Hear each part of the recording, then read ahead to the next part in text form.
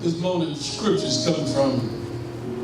Now, if you can't get to this one, I'm not going to wait on it. I'm telling you now, I'm not going to wait on it. I'm going to give you the book, and right behind it, we're going to get started. I'm going to give just a few more minutes for the choir to get in. Whatever you ain't gave it to us yet, because it ain't going to take long to get there. How y'all doing this morning?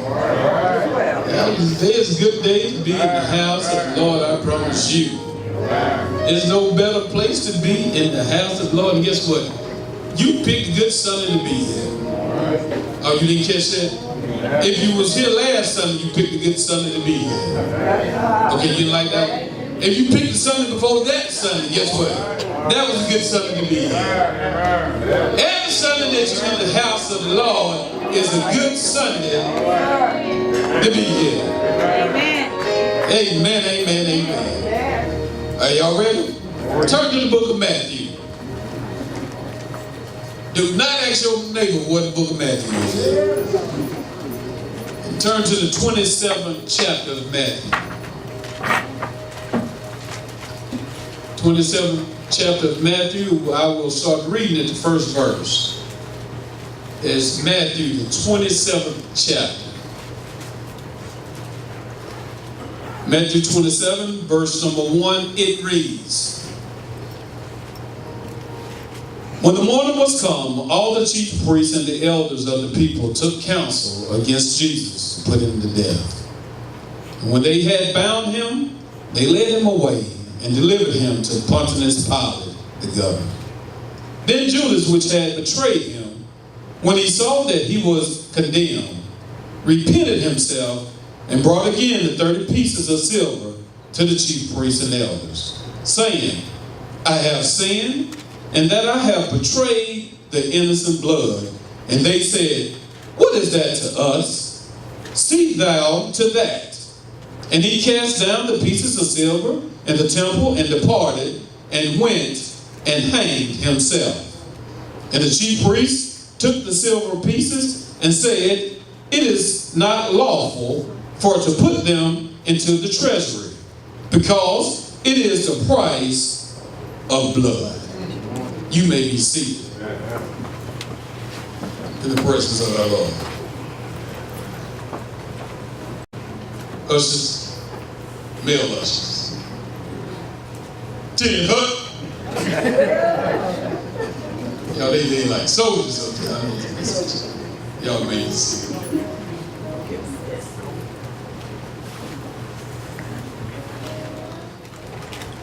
Consequences are results of actions that you make. And with every action, whether it be positive or negative, there will be a consequence. All right, all right. Are you listening to me? Amen. Let me give you a quick example. In my house, when it comes to grades, if you make straight A's, the consequence will be you will get some money placed in your pocket. That's a good consequence. All right. Like that, don't you, Joshua? But if you have some D's and F's, your hind parts is going to receive another consequence that's not going to be too favorable.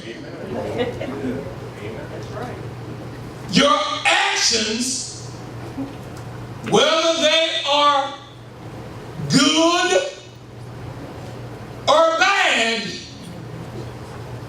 is going to have a consequence. And And that is going to be the theme for the next couple of sermons for the next couple of weeks. Consequences. So with that in mind, today's sermon subject, with consequences in mind, is sorry will not always fix it. Are you listening to me? We're talking about consequences. Sorry will not always fix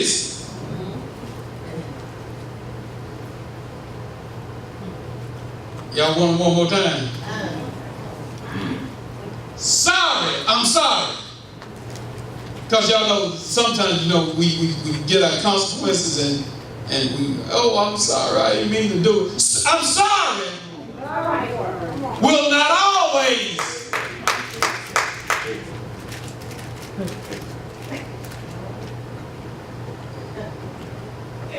fix it.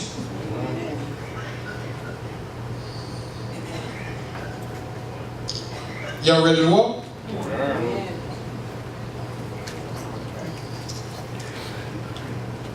I'm really thinking what we want to start at.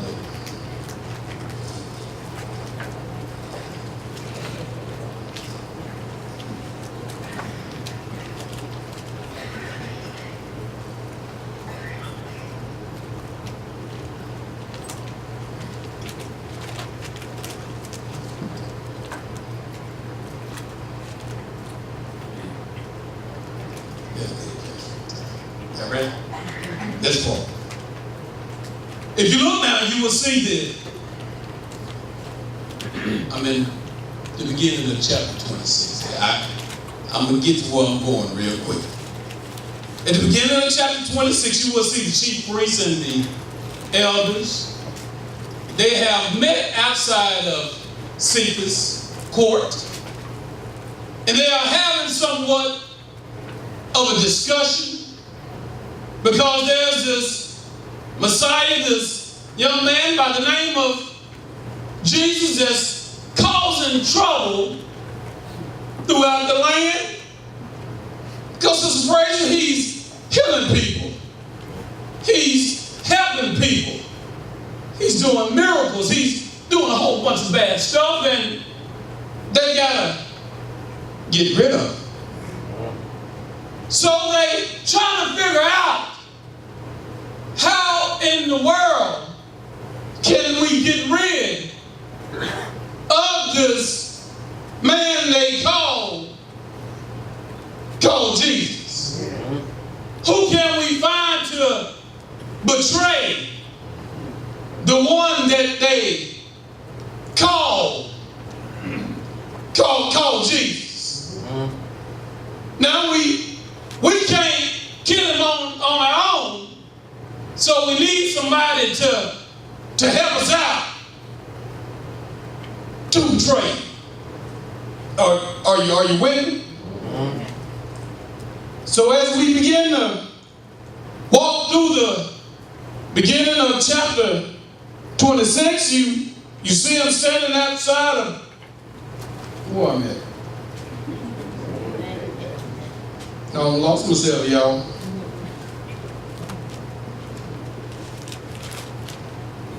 I'm going to find myself in a minute, y'all.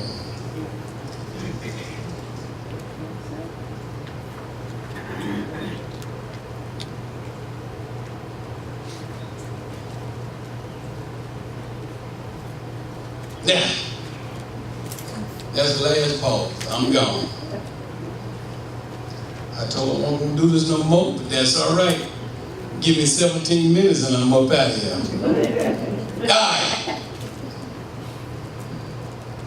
Here they are plotting, okay? They're plotting trying to kill Jesus. But I like Jesus though, y'all. Jesus is down in Simon's the leper's house. Walk from 26 down. I got you. Jesus in Simon's the leper's house. Chilling, getting ready to have dinner. Boom! In kicks the door. A woman walks in with a alabaster box, All right. with precious ointment. And she pours it all over the top of Jesus' head. And now when she begins to do this, because this woman knew what was getting ready to happen because he was on his way to Calvary. So she was anointing him for what was getting ready to take place. But the disciples saw this and they got indignant about it, which means they was upset that she was wasting such precious perfume. So they got mad about it. And if you do your research, the one in particular that got mad was the treasurer. Right. The one that held the money. That's verse number 8, which was Judas. All right. They wanted to know, why was she wasting so much money on the one called Jesus? All right. So if you look at verses 9 through 13, Jesus explained why she did what she did. All right. Now, I'm not going to go through the explanation, but look at verse number 14. Judas got upset with Jesus' explanation. Verse 14, Judas ran to the chief and the elders and asked them a question. Are you in verse number 14? Chapter 26, verse 14. What would you give me if I betrayed Jesus? All right. All right. Remember, I'm talking about consequences. What would you give? They counted out 30 pieces of silver. All right. Okay, y'all can catch it. Let me break it closer so you can catch it. They gave him $25.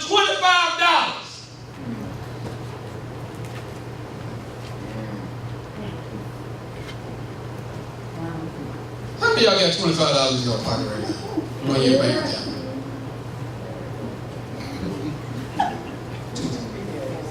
I'm not going to ask you for it. I'm just... He betrayed Jesus for $25.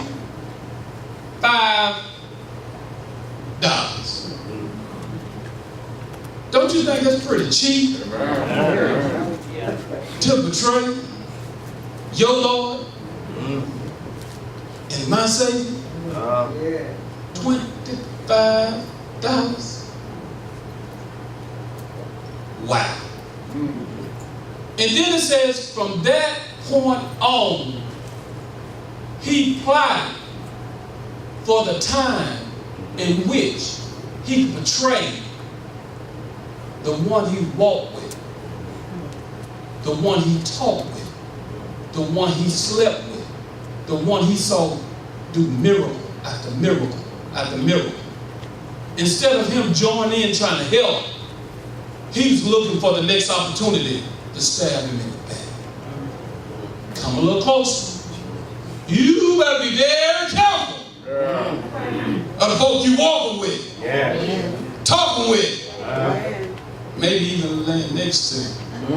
Because they may be looking for the very opportunity of when they can.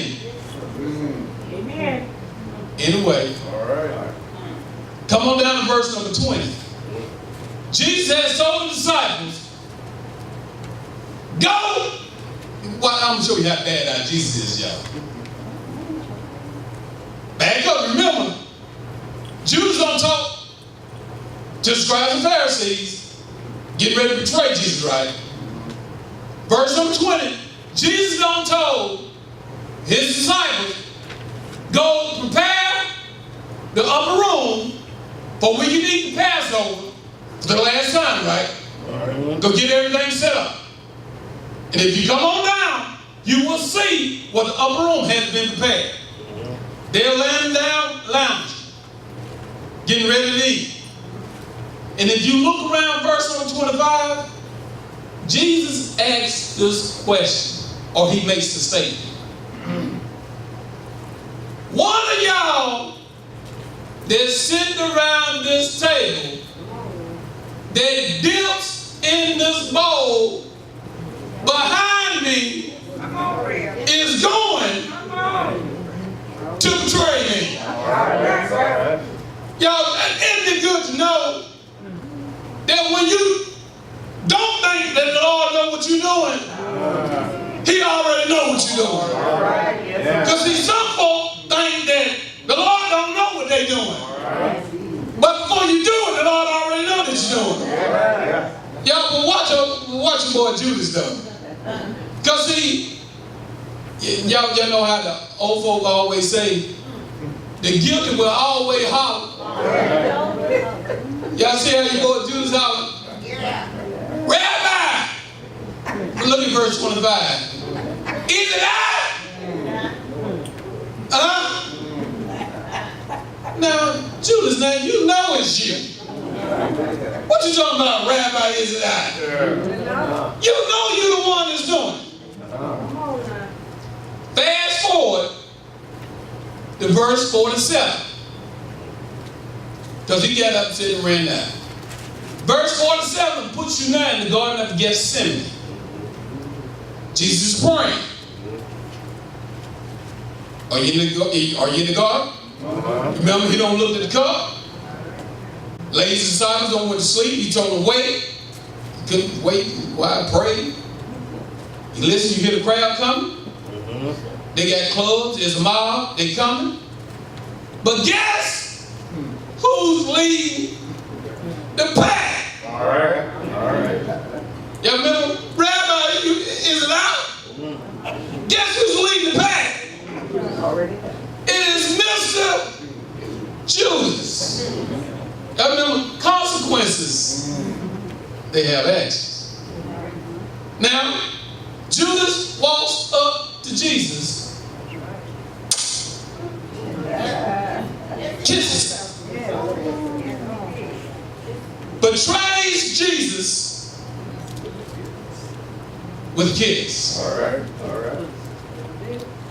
They took Jesus, have a whole bunch of crooked courts at night. Now we're at our text. I told you I'm going to take long. But I had to get us there because you'll understand now. I'm at chapter 27, verse 1.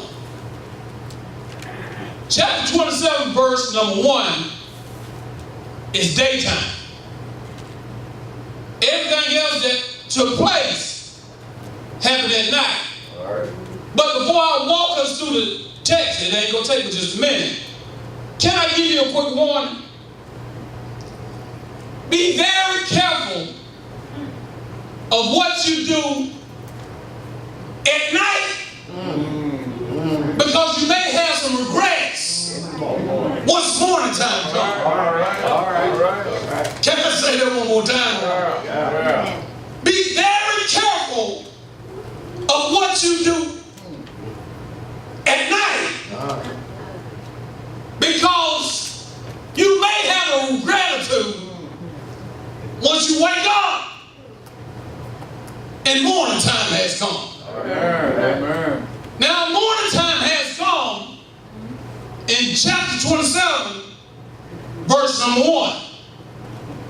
They are having Jesus' first crooked court. All right. Now they had a whole bunch of illegal courts that night because he purged Jewish law. You couldn't have court at night because they were supposed to have them during the day, but they had them anyway because they were trying to convict them. They were trying to do what they want to do. See, people do what they want to do at night whenever the right folk ain't there. But the first one during the day was still illegal. They tried and convicted him, and they wanted to kill him. But they did not have the authority to kill him. So they said, you know what? What we're going to do, we're going to take it to Pontius Pilate and let him carry out our death sentence. That's verse number 2. Y'all, are you walking with me? Y'all ain't got 4 more verses and we done. Now they're leading to Pontius Pilate. And look at verse number 3. Then, watch what it says. Judas, when which had betrayed him, when he saw what he had did, now he don't call it conscience. All right. Thank you, Sister Dad. Oh, Sister Dad's getting happy over there. Don't worry, I'm getting happy too. Once he realized his actions had some consequences, now he won't say, I'm sorry. But if I was there, y'all, I would have to tell old Judas, y'all, I'm sorry. Well, not always fix it, y'all. Because see, sometimes we want to say what we want to say. We want to do what we want to do. And then when we realize that we hurt somebody, we want to throw out, I'm sorry, and that's supposed to fix everything. But I stopped by to tell you on a Sunday morning that I'm sorry. Don't always fix it. Because see, sometimes church folk can be the worst folk. All right.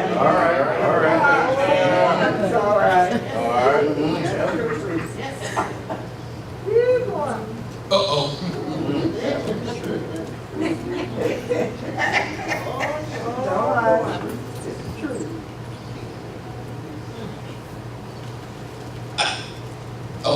I remember what I said.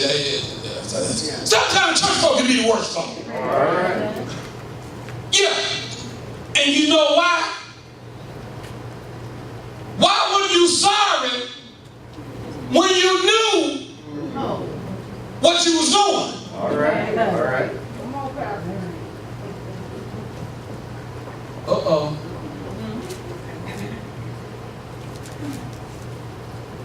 Oh, boy. Because see, what church folk do, see, the reason I'm saying church folk, because see, Judas was church folk. All right. He was walking with Jesus. Yeah. So it's not like he didn't know that. All right. But see, what we'll do is, we'll say, well, the Lord knows my heart. He know I didn't mean to say that. He know I didn't mean to do that. Lord, please forgive me. You're absolutely right. The Lord do know your heart, and the Lord will forgive you, but there are consequences for your actions.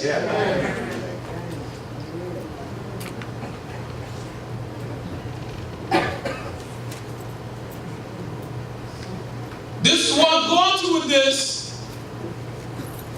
Just because you are saved, it doesn't give you the right to treat folk any kind of way and then try and repent and think that the Lord gonna forgive you and then just wipe the slate clean. All right.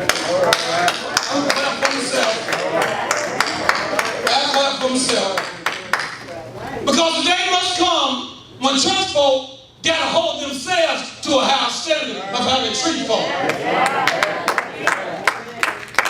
Raymond, I told you I ain't need nothing. That's why I told you go ahead and sit over there. Y'all, because y'all know I'm telling the truth.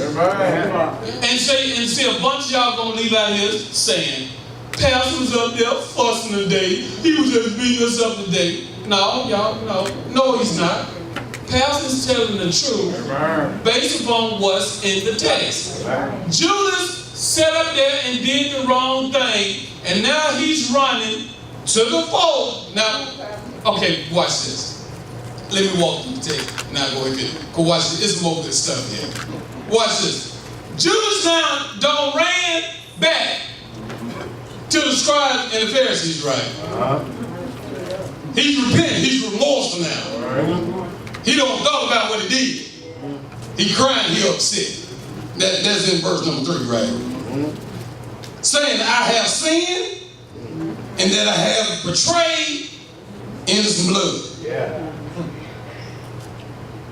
Now, they was in cahoots together, right? All right. Now watch what they tell him. I'm in verse number 4. What is that to us? See that to you? Okay, 2018 translation. That's your problem, deal with it. All right. All right. Hold on. You remember? Back up at the beginning of the sermon. Who needed somebody to help betray Jesus? The scribes and the Pharisees. All right. They needed Judas. But now, they got Jesus. They don't need Judas no more. So now they telling him, since we don't need you no more, you can get moving. Come here, I'll help you out. You better be very careful of these deals and these people that you make, that you hang around, these deals and stuff that you make with people, because you think that they on your side. They smiling in your face. All right. And you grinning with them, and you hee ha ha, and y'all going to lunch, and y'all hanging out and doing all this stuff y'all doing, and y'all doing all this stuff, and then some of the stuff you doing, you know you ain't got no business doing, and then when the rubber meets the road, they don't went that way, and they don't left you with the stuff. Do know that whatever they don't left you with, consequences gonna be left with. And I'm sorry ain't always gonna fix it. And they will have no problem, young folk, are you listening to me? They'll have no problem leaving you with that big old mess that y'all started with. Well, Reverend, you just making this stuff up. I can take you to any prison across this country with folk that sit behind bars because they started out as a group. Yeah. But they didn't end up as a group. Somebody got enough hanging with the bag. Y'all not listening to me today. Judas was with a group. Anyway, y'all, let me keep going. I ain't got 2 more things and I'm done.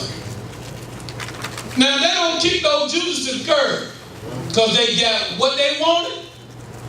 They got Jesus. They got him on his way to Pilate, about to be killed. Judas is upset. Judas trying to make it right. They don't care. Judas done brought them back their $25. Judas, you keep your $25. We don't want it. Judas still upset.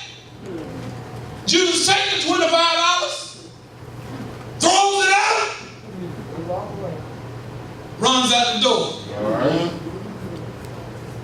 Y'all miss it. I'll give it to you again. Judas took his $25, I'm sorry, 30 pieces of silver, threw it out, and ran out the door. Did you catch it? Judas took his 30 pieces of silver and threw it at him and ran out. Judas tried to get rid of what reminded him of what he did before he left. Because that money was a constant reminder of what he did. So therefore, he didn't want it to be an attachment once he left. Come here a little closer. It's the folk that sit up in here that you got some constant reminders of some stuff that you need to get rid of. All right. It's some people set up in here today that you have been in some stuff that you know you should not never have been in, and you got some reminders that you are holding on to that you know you need to get rid of. All right. You don't like this, but you know it's right. And can I tell you why you need to get rid of those reminders? The more you keep remembering them, sooner or later, you're going to go back to them. All right.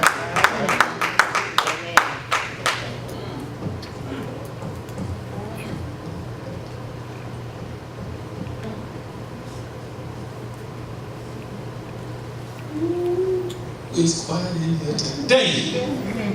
That's all right. If you come back next week, you're going to get some of the same thing.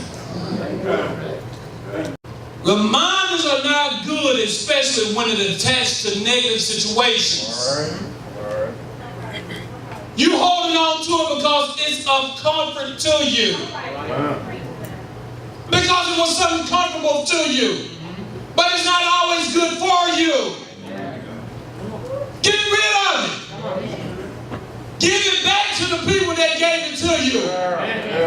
The people that gave it to Judas wasn't good for Judas. Let me keep walking and get up out of here. We got watch this. He threw it back to him. And he ran out the door.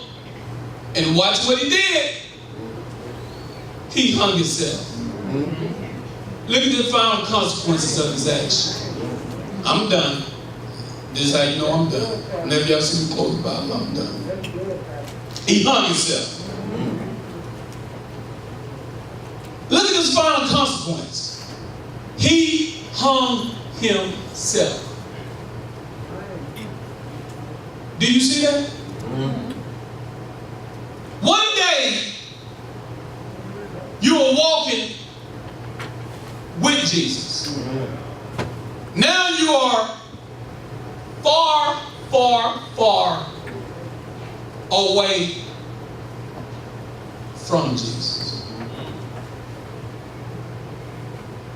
Are you listening to me? If you are not careful, your actions will cause you to one day, you are walking with Jesus. And the very next day, you can be far, far away from Jesus. Now, in Judas' case, he did not give himself a chance to come back to Jesus. But isn't it good to know that if you have breath in your body on this day, you have a chance. Regardless of how far you've gone, he'll still let you come back. See, some of y'all should get a lot more happy. See, I'm going to give you a few moments to shout right through here because some of us have been, I'm looking for how far we was. We've been way away gone. And he let us come all the way back. Okay, you didn't like that. Well, you may like this. When he let you come back, he let you come back with a clean slate. Hold on. See, I tell you why you had planning. You thinking about how y'all accept people back. He don't accept people back how y'all accept people back. With all them conditions and all the rest of it. Remembering, I remember last time, I didn't forget what you did last. He don't accept people back like how y'all do. He accept you back in love with a new beginning. I tried to help y'all out. But I'm going to say this and I'm gone. Now, I gave y'all the negative side of the consequences of Judas. But bring you come back, I'm gone. Y'all had to bring me back, I'm gone. I need some soft tickling me out as I go. Tickle me out. Because they were too quiet. Tickle me out as I go. They were too quiet. Now, but this is the good part. Now, that's the negative side of what he did. But the positive side of what he did, see, you got to see the positive in it. Yeah. What he did was, he betrayed Jesus because Jesus had to be judged by power. He had to be convicted of crimes that he did not commit. He had to be sentenced to be crucified on a cross. He had to be beaten. He had to be marched up a Calvary's hill. He had to be nailed to a cross. He had to hang. He had to die. He had to go to the grave. But then he had to get up. Y'all, because if he didn't do none of that, we don't get none of this. See, y'all miss all of that. Somebody had to be trying in order for us to get this, y'all. Because if he don't die, we don't live. Y'all, I hate that it had to be Judas, but somebody had to do it, y'all. Now, could God have worked it out that somebody else been that? Yes, he could have. But y'all, but somebody had to do it. But God, thank God that it was done. Y'all, come on. I'm done.